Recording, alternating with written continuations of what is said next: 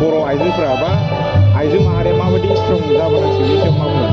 गावनि समाजनि जिखुनु बेक्ति खालि आइजोल' नङा जिखुनु बेक्तिया माबा मोनसे खैफोदाव गोग्लैदोंबा बेखौ माने माबा समाधान खालामनो थाखाय जों बिमा माहारिया माने गोख्रों भाबै खामानि मावनाया दरखार दं।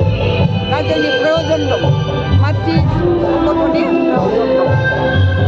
जेनेबा पुरुष संगठना माखासे खेत्रआव असुबिदा जानो हागौ, बे समाव मातृ संगठननि खुब जरुरि।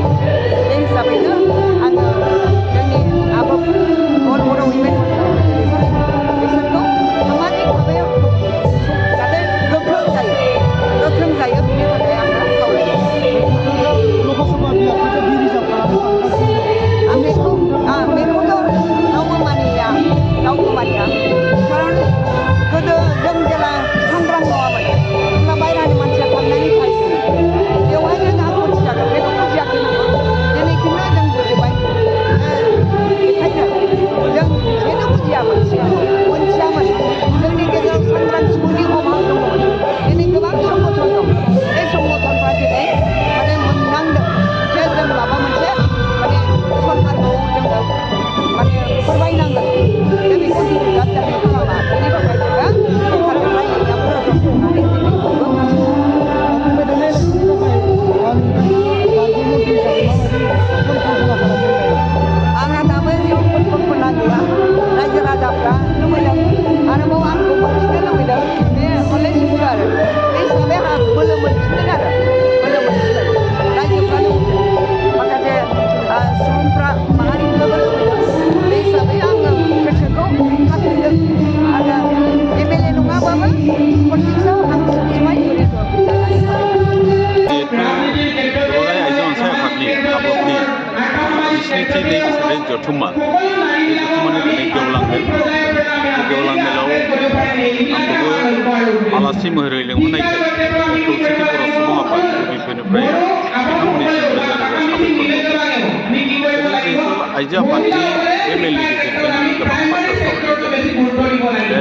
बयबो मिथिगौ बेखौ बे बाथ्राखौ दुलाराय बर' फरायसा आफादनि दैदेननायाव जिहेतु गोलाव सम मोनसे सोमावसारनाय जाबाय, दिनैहालागै मोनथाम गोजोन गोरोबथा जाबाय। बे गोजोन गोरोबथासिम दुलाराय आइजो अनसाय आफादाबो गुबुन गुबुन आफादफोरजों लोगोसे बे सोमावसारनायफोराव गोबां बिहोमा दङ। गोबां बिहोमाजों लोगोसे जोंनि बर' हारिनि गेजेराव आइजोफोरनि गेजेराव सांग्रांथि लाबोनाय, गावनि आथिङाव गसंथानो थाखाय रांखान्थि भाबै बोरै सांग्रां जानो हायो बेनि थाखाय आइजोफोरनि गेजेराव सांग्रांथि लाबोनायजों लोगोसे गोबां सोमावसारनायाव बिथांमोनाबो गोबां सास्ति जाबोदों, गोबाङा जिनाहारि खालामजादों, गोबाङा मुख्यम जादों। बेनि थाखाय आं बिथांमोननि बे मुंख्लंफोरनिसिमबो आंनि गोसो गोरबोनिफ्राय सिबिनाय आरो सिबिनायखौ बावो। जिहेथु जोङो बर'फ्रा जाहैबाय, आं बुंगोन दिनै जों जाहैबाय जाथि हिसाबै थांना थानो नागिरनाय मोनसे हारि। जोङो मानसि हिसाबै थांना थानो नागिरा। मानसि हिसाबै थांनानै थायोबा मोनथाम जिनिसखौल' गोसो होनांगौ, जिहेतु काफ्रा आरो मक्का। खिन्थु जों जाथि हिसाबै थांनानै थायोबा जोंनि राव हारिमु, जोंनि फोथायनाय गासिबो जों हमथानानै लाखिनांगौ। जोंनि गाननाय जोमनाय बेफोरखौ हमथानानै लाखिनांगौ।